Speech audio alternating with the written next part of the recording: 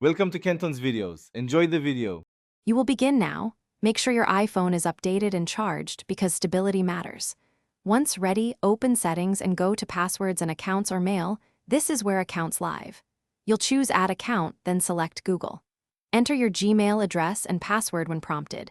If you use two-step verification, have your phone or code generator ready.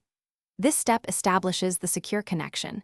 Do it patiently so authentication completes without errors. Once you sign in, Google will ask to approve device access, except so Mail can sync. Enter a two-step code if required. This verifies it's you.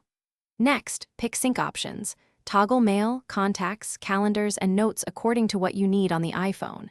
Makes sense to enable Mail and Contacts for full functionality.